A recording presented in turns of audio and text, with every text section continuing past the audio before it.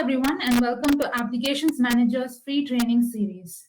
Thank you for taking your time out and being here today. Let me walk you through the topics that I'll be covering today.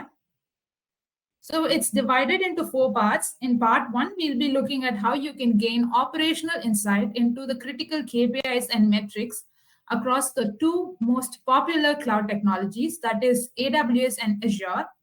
In part 2, we'll be looking at how you can monitor the performance of your containers. In part 3, we'll be looking at how you can detect service outages, application lags, server downtime, and other bottlenecks inside and outside your cloud environment. And in part 4, we'll be looking at how you can track the performance of your Microsoft Teams application. So before we go in depth about today's topics, let's take a look at the cloud in general. The cloud movement started garnering attention in the early 2010s and has grown exponentially ever since. As you may know, we have 3 main types of clouds. One is the public cloud, which is being extensively used by all the enterprises across the globe. And we have the private cloud, which is mainly used for its security and privacy benefits. And then the third type of cloud, which is the hybrid cloud, which is a mix of both the public and the private cloud. We also have 2 other niche type of clouds, such as community cloud and federated cloud. So in 2021, it was predicted that 90% of the enterprises would move to the cloud by Gartner. But these predictions usually downplay the actual value to avoid overestimating. And we can see that 94% have already moved to the cloud. When you look at the market value of the cloud, it's estimated to be at $445.3 billion in 2022 and is expected to grow annually at the rate of 16.9% to $832.1 billion in 2025. The market is growing rapidly, and if the pandemic and the subsequent remote work culture has taught us anything, it's how dependable the cloud actually is and how much we've grown to depend on it. If this trend continues, I expect the market value to cross $1 trillion by the end of 2025. So why do people adopt the cloud model? One of the main reasons why organizations are lining up to adopt the cloud strategy is how easy and quick it is to migrate to it. In traditional data storage methods, the amount of data stored is directly proportional to the physical space it occupies. But that's not the case with cloud storage. You can store any amount of data without worrying about how much you have to scale, not only physically, but virtually as well. This technology is also incredibly flexible. It allows you to scale new resources quickly, control workloads, and ensure a seamless end-user experience. It provides an easier and a more systematic approach to disaster recovery scenarios and handling multiple workloads. Even though the cloud offers a myriad of benefits, it comes with a few challenges such as mapping dependencies, limited visibility, and the lack of control. Cloud applications can be dependent on multiple clouds and on-premises technologies. They may be dependent on hundreds of elements, and discovering these elements is quite tricky. Some of these elements in the cloud architecture are complex, and the visibility into them is often minimum. And the lower the visibility, the lesser control you have over the output. Sometimes unscheduled downtime and increase in application latency can occur. Now consider this scenario. You want to perform an action which consumes a lot of data. This would make it both time intensive and complex. Now you want to perform another action which has to wait until the first action is fully executed since it uses the same resources. This results in a deadlock situation and causes the application to slow down. In a worst-case scenario, it may result in server crashing, thus causing downtime. Companies could lose millions along with their reputation if they encounter this situation. Since the visibility into cloud structures is low, it becomes harder to troubleshoot and optimize the performance unless a third party is involved. Now, this third party is the monitoring tool that helps you overcome these challenges. And that's exactly what ManageEngine Applications Manager does. You may know Applications Manager is an infrastructure and a server monitoring tool, which also provides applications performance monitoring on the side. It offers monitoring for over 150 technologies, including databases, application servers, cloud servers, and other infrastructure elements. It also automatically discovers these applications and maps their dependencies. Take a look at this flow diagram to understand how Applications Manager works. So you have the cloud infrastructure in which you have the compute, containers, applications, and server elements. You also have the native monitors where you can monitor all the compute elements and container elements and stuff. So you have CloudWatch for AWS, Azure Monitor for Azure Cloud, Google Cloud Operations Suite for GCP, and OCI monitoring for Oracle Cloud. So Applications Manager has a metric aggregator which sends an API request to all these native monitors and collects and aggregates the data, which is then converted into meaningful information with which you can make educated decisions. You can manage all your pods, you can predict the resource usage and growth, and you can also analyze the historical performance and trends. You can view this data on the Applications Manager's web console or also on the mobile app if you have downloaded. So Applications Manager monitors all the popular cloud technologies such as Amazon Web Services, Microsoft Azure, Google Cloud, Oracle Cloud, and Microsoft 365, along with containers such as Kubernetes, Docker, and OpenShift. Today, we'll be focusing only on the two most popular cloud technologies, which are AWS and Azure. Here, I will be discussing how you can add and monitor the critical metrics in AWS and Azure using Applications Manager. So first off, AWS. Applications Manager collects the metrics for Amazon Cloud Services through Amazon CloudWatch. It makes use of the appropriate APIs for different services to collect the data, which is then compiled and aggregated using SDK. So, the performance of a system can be defined in terms of the system's ability to perform a given task successfully. This performance, if the tasks are executed successfully, is measured by the time taken to perform the task, the rate at which the tasks are performed, and the resources consumed while performing the task. In general, the efficiency of a given system can be expressed in terms of performance. I'll reveal the metrics that you need to monitor to keep your services running and to ensure a steady performance in a short while. Before that, let's take a look at the services monitored in Applications Manager. So you have the compute services such as EC2, Lambda, and EBS. And you have the containers like ECS and EKS. You have database services such as RDS and DynamoDB. You have the load balancers, storage elements, notification service, queue, and accounting. So let me go to the console to show you how you can add the Applications Manager's monitor for AWS. Go to New Monitor and add New Monitor. Click on Cloud Apps. Under Cloud Apps, click on AWS.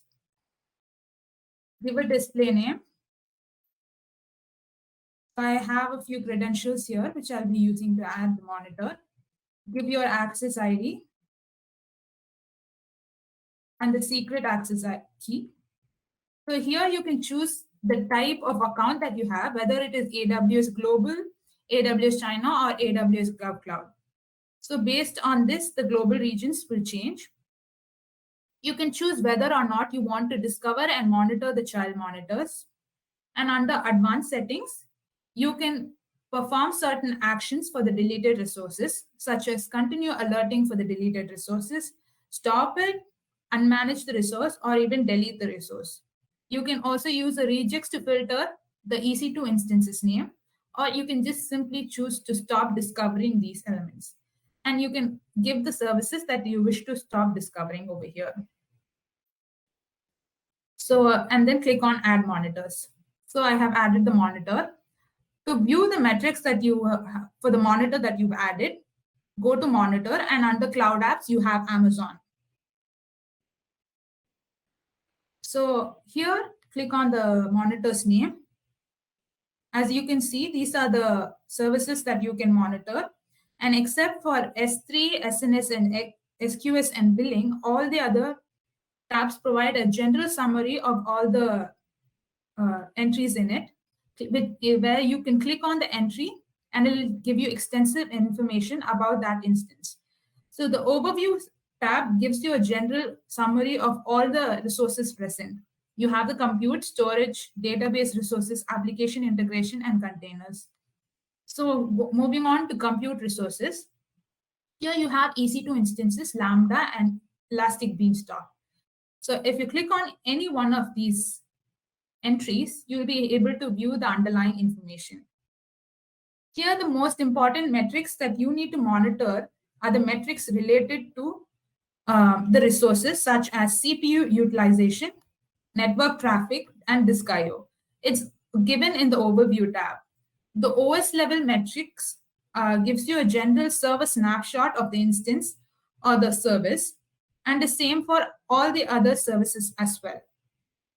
Here, the metrics related to time are the volume versus idle time, and you need to monitor the OS level metrics in addition to the CPU utilization and network traffic given here. Under attached volumes, you have the volume versus idle time, which will give you a general idea about how the service is performing. You can also monitor the volume versus read-write latency, which is and the volume versus read-write bandwidth, which is provided in both graphical and a tabular format for your easier understanding. So our dashboards are customizable. So if you want a tabular format to be displayed, you can choose this and display it in your dashboard. Or if you wish to display a more easier format, such as a graphical format, you can choose that as well. So moving on to Lambda, click on any one of the entries. And here you have the overview tab, which gives you all the details about the Lambda function. Here, the important metrics that you need to monitor are the invocation rates, delivery failures, duration, and execution. These describe the rate at which the invocations are executed and the rate of success achieved. So moving on to Elastic Beanstalk. Here you have the overview tab, which gives you a general overview about the instance. Here you have the instance status and the inventory. The performance tab gives you a server snapshot here. So you have the CPU utilization, disk I/O operations, where you can see the disk read-write rate and disk read-write ops. So you have the network traffic and network packets here as well. So in the requests, you have the total requests along with the request summary, top 5 instances with maximum requests, and top 5 instances with error requests as well. You have the details about the requests and the responses for those requests here. Under latency, you have the application latency, the top 5 instance latency, which is presented in a graphical and a tabular format. In instances, you have the resource usage of instances.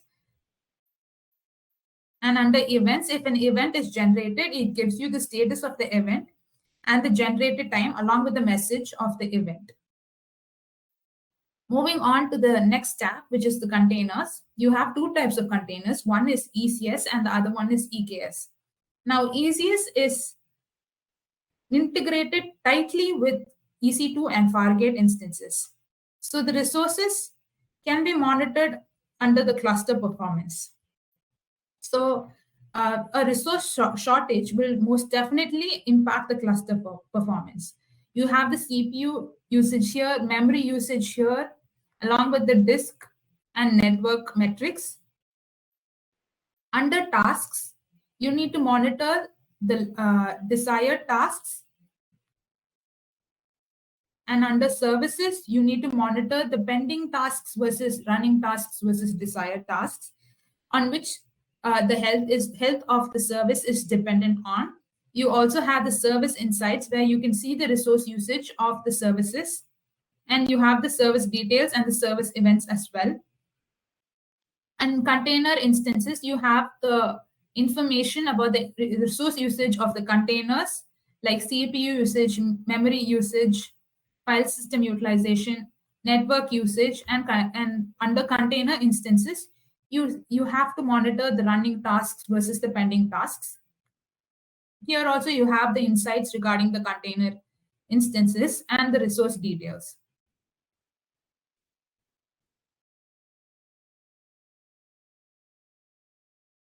Moving on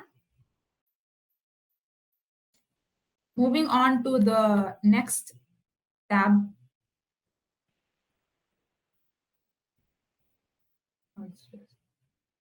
We have the database, under which we have RDS instances and DynamoDB tables. As you may know, in any database, the important metrics that you need to monitor are the metrics related to resources. So as you know, RDS enables users to provision and operate RDBMS in cloud and can be deployed and widely used in all the database engines such as MySQL, PostgreSQL, and Oracle, MS SQL, and MariaDB. So here you have the CPU utilization, storage details, available memory, swap usage, database connections, etc. Under disk IO, you will be able to view the disk metrics and the IO operation metrics. Under network, you will be able to monitor the network traffic and the rate at which it's going and coming back. Moving on to DynamoDB. Here you can monitor the read-write operation along with the table errors and global secondary index. In read-write operations, you have the read latency, get latency, batch get latency, scan latency, and query latency. You also have the returned item count. Under write operations, you have the write latency related to write elements such as write, put, batch write, update, and delete.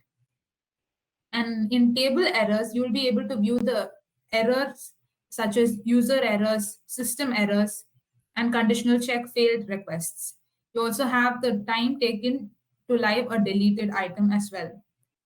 Under secondary global index, you can monitor the read-write capacity units and the read-write throttled events. And in the streams, you can monitor the request latency, returned bytes, and returned record counts. You also have access to the configuration information as well. So moving on to load balancers. Here you have two types of load balancers. One is the application load balancer, and the other one is the network load balancer. In the application load balancer, the important metrics that you need to monitor are the connection stats, latency, healthy and unhealthy hosts in the target groups. So here you have the connection stats. You have the average latency given here. You can monitor the host information, and you have the errors given here, and the host information is given in the target group. So here you have the number of unhealthy and healthy hosts in the target group, which is provided in a graphical and a tabular format. You also have information regarding the targets, and you have access to the configuration details here as well. So moving on to S3 buckets, which is the storage service, you have details about all the storage that has been installed in your AWS environment. So here the metrics that you need to monitor are the number of virtual folders and the number of objects. The health is dependent on these metrics and the bucket size as well. Under SNS service, you need to monitor the notification delivery and the failure rate. It is given in this format over here, where you can see the total messages published, delivered, failed, and the percentage is also given here. So these are the most important metrics in SNS service. And in SQ service, you need to monitor the arrival rate and the completion rate of the queue. So we move on to the final tab of AWS, which is the billing tab. Here you can monitor the expenditure incurred for all your AWS services that you have deployed. So here you have the month to date expenditure and the current month forecast. You also have a split up of the services and the tax. You have the month to date top services by spend and the top month to date spend by service. So that's it about AWS.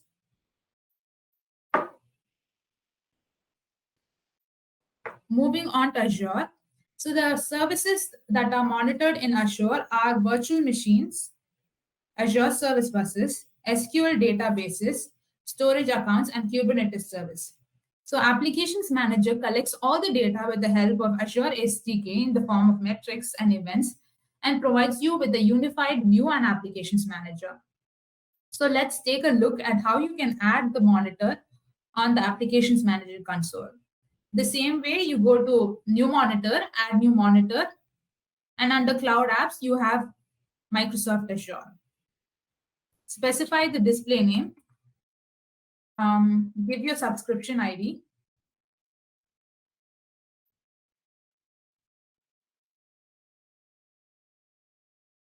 You have to specify which services that you want to monitor. By default, all the services are monitored.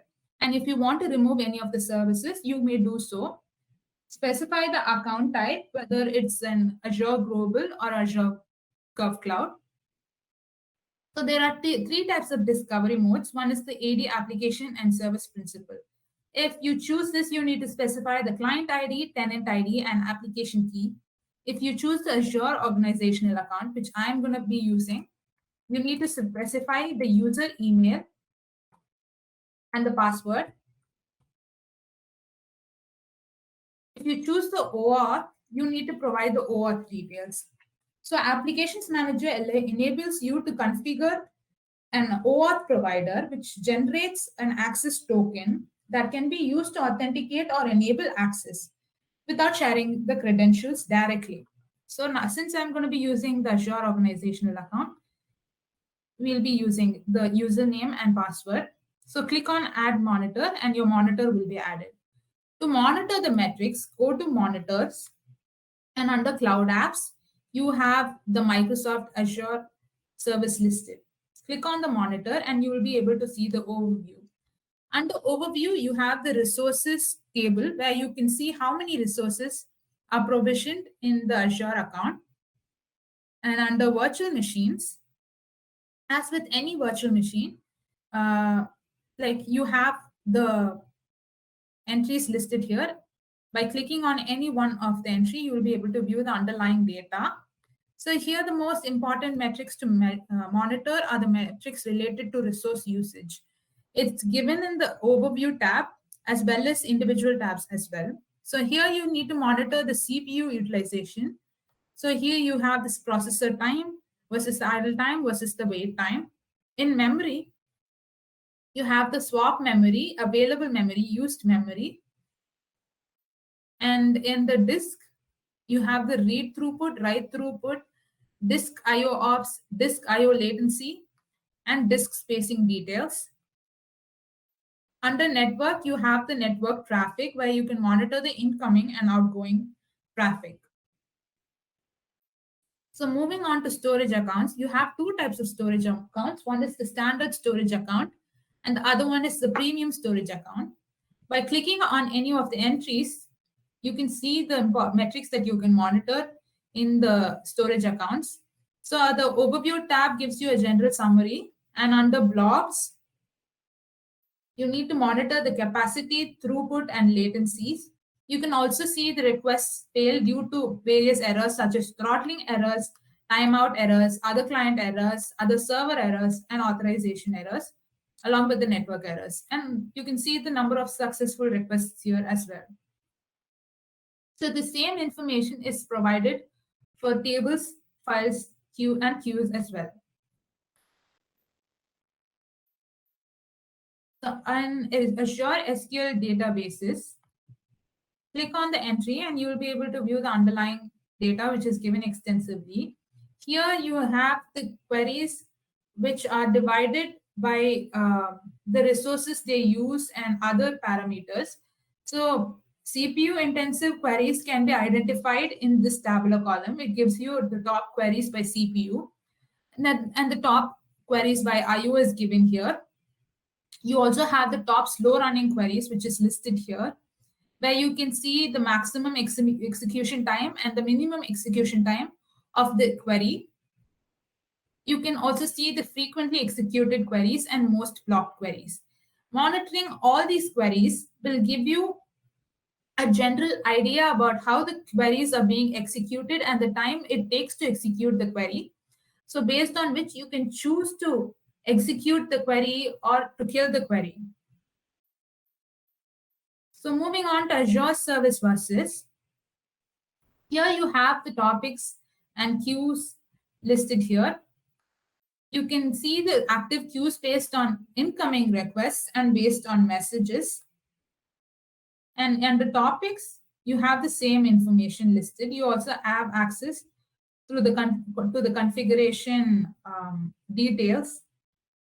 Moving on to, I'll come back to the Kubernetes service when we talk about the containers in part 2. Moving on to SQL managed instances, this is a new type of monitor that was released in Applications Manager recently. So here you can monitor the information regarding the SQL managed instance, such as instance information and the resources used by the instance, such as CPU, storage, and IO. Under Databases tab, you will be able to monitor the database status of each database in the SQL managed instance. So that's it about AWS and Azure. So let's move on to part 2, which is how you can monitor the performance of your containers with Applications Manager. As you may know, containers are lightweight virtual components. It allows developers to package applications into self-contained and reproducible units that can be independently started, modified, replaced, or shut down without impacting other units. So here you need to monitor the container runtime, the container orchestrator, and the containers themselves. So a container runtime is the software used to run or manage containers on a single host. A prime example of a container runtime would be Docker. And the container orchestrator, as opposed to a container runtime, manages containers on multiple hosts. An example would be Kubernetes or OpenShift. So Docker, as you know, is the most popular container runtime. It's a lightweight, standalone, and an executable package of software. It runs and manages containers on a single host. So in Docker, the metrics are collected with the help of Docker API or command lines. So let me show you the metrics that you can monitor in Docker. So to add a Docker monitor, go to Monitor, Add New Monitor, and under Virtualization, click on Docker. You need to specify the display name, the host name along with the IP address, the port. You can choose to give the credentials directly or to select a credential from the credential list if you have any. You can also choose whether or not you want to discover and monitor specific containers based on regex. You can choose whether to authenticate the client certificate. And if you choose that, you need to specify the client certificate name and password. And under advanced settings, you can unmanage or delete the resources if the resource had been deleted already in your Docker platform.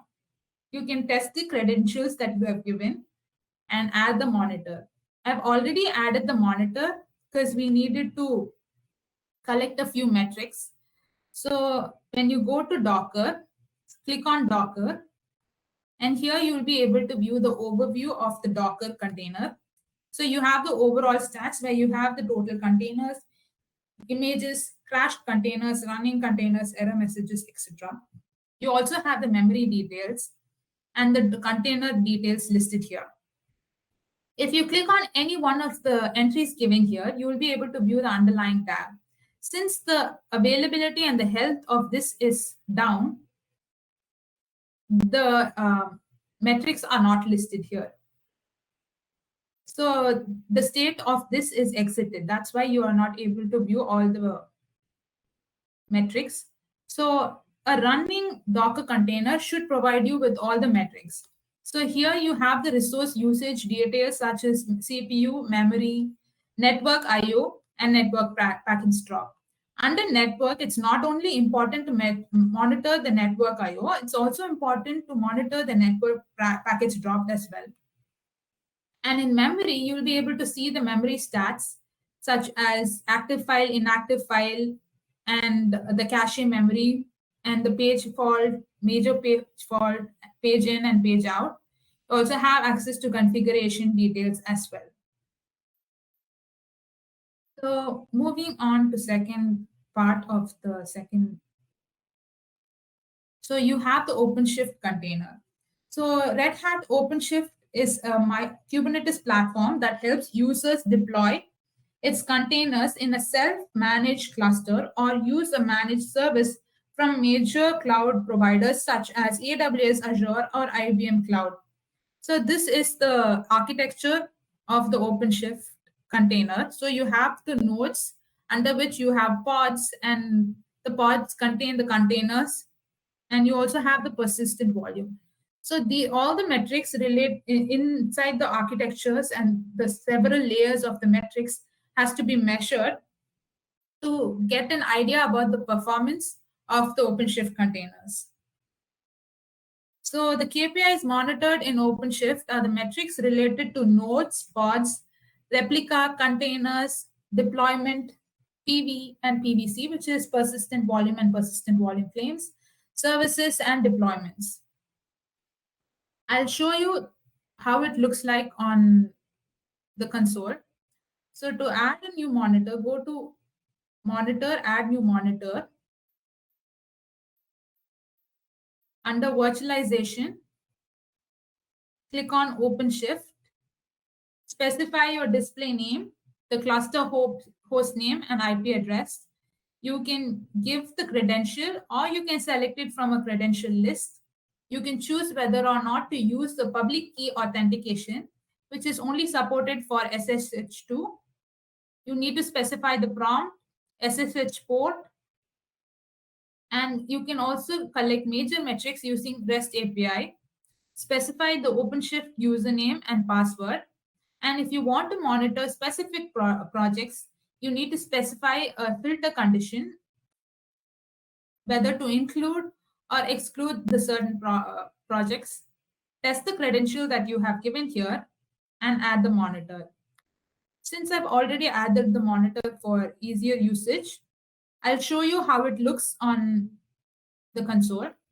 Go to OpenShift, and here you'll see all the overview details about the OpenShift containers.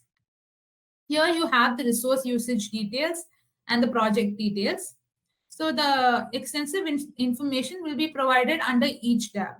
So under nodes, you have the top 5 nodes by CPU, memory, and you also have the details which are given in a tabular format.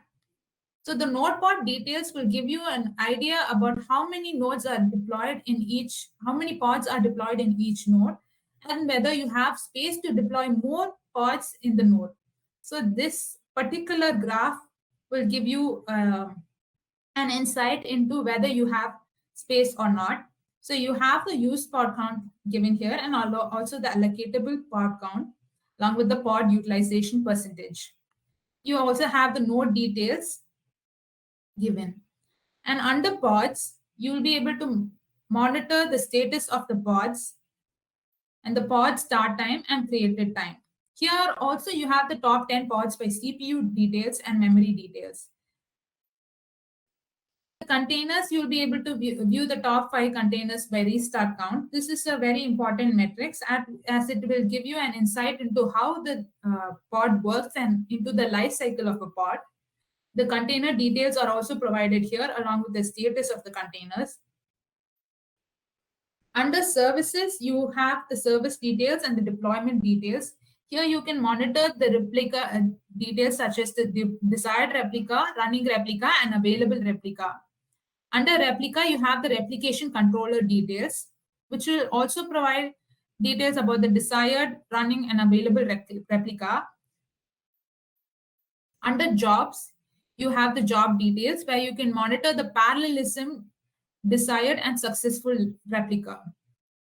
Under persistent volume claims details, you can monitor the access mode, the storage class, and the status along with the request and capacity.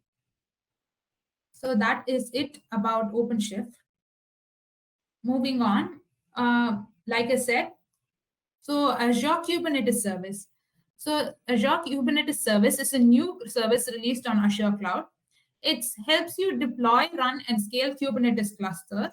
Monitoring an Azure Kubernetes service is similar to the typical Kubernetes monitoring. So instead of showing you the Kubernetes monitor, I'll be showing you the Azure Kubernetes service monitoring. And it also helps, it's easy to monitor with Applications Manager, since Applications Manager is a platform agnostic tool. So I'll show you the metrics that you can monitor in Azure Kubernetes Service. So go to Monitors, and under Monitors, click on the Kubernetes service listed under Microsoft. Here, click on any one of the entries, and you'll be able to view the underlying data. You have the metrics related to node pool, node, pods, services, persistent volumes, and service map. Here you can monitor the cluster information, namespace details, etc. Under node pool, you have the status of the node pool. And under nodes, you can monitor the top 5 nodes by memory and CPU, which is given in both a graphical and a tabular format.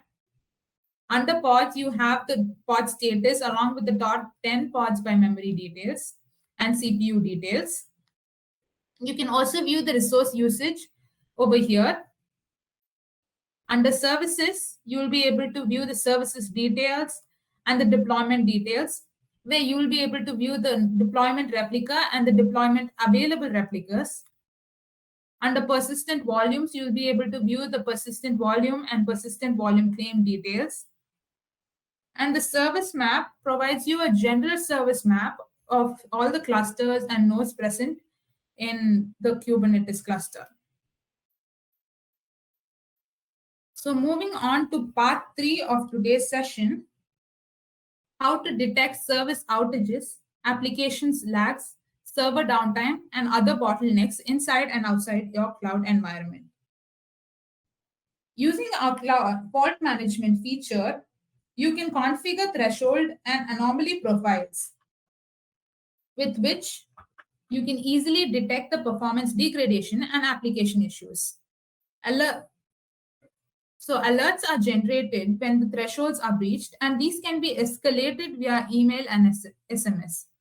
When a service is down, Applications Manager automatically identifies the source of the issue with the root cause analyzer, and corrective actions such as cloud action, container action, or REST API action can be triggered automatically when you associate it with the threshold profile.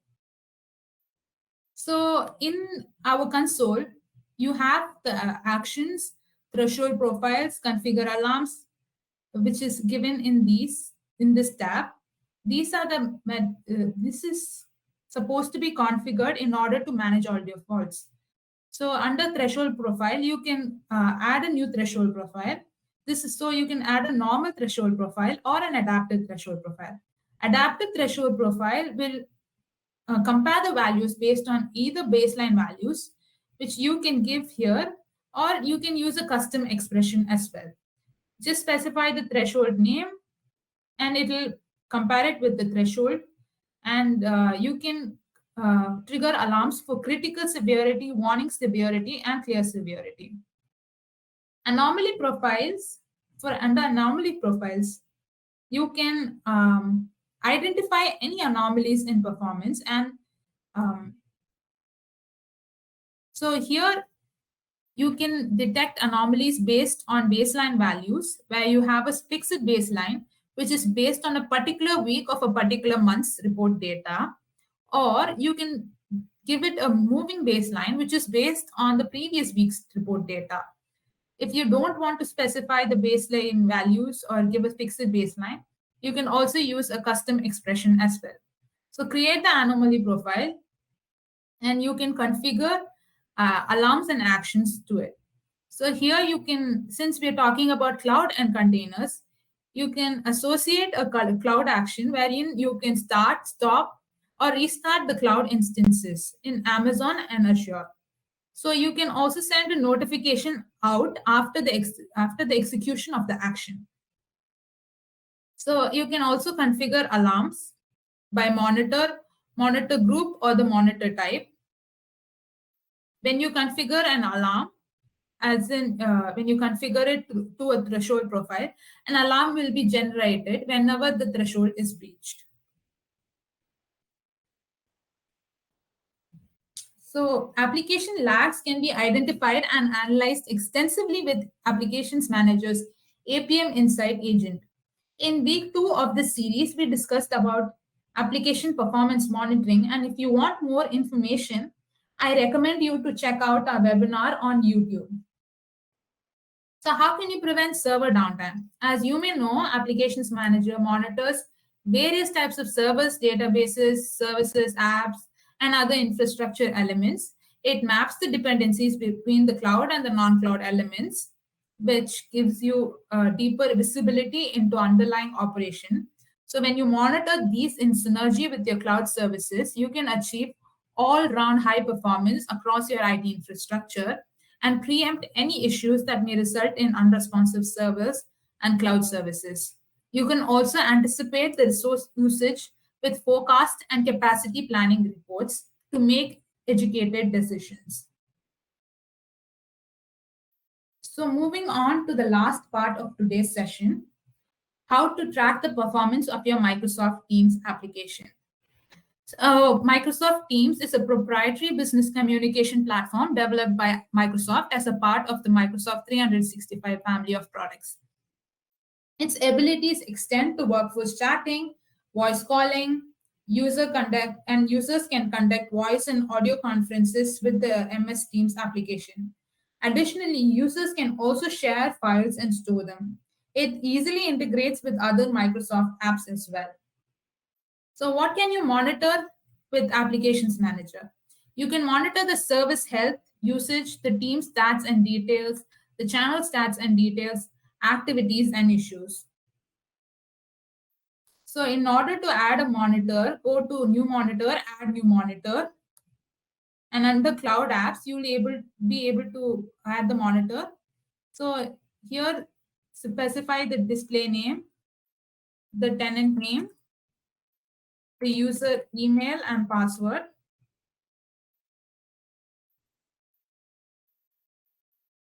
As opposed to AWS and Azure, where you had to remove the services that you didn't want to monitor, you need to specify the services that you want to monitor in Microsoft 365. You can choose whether or not to monitor the service health monitoring. So if you want to monitor the service health, you need to provide the client ID and the tenant ID along with the client secret. So add the monitor. So to monitor the metrics, go to monitor and under cloud apps, click on Microsoft Teams. Here the overview tab gives you the Microsoft Health details, issue details, endpoints connectivity. So there are various states of the service. There are like 18 types of states. And if the status of the service is not operational, then an issue detail will be generated.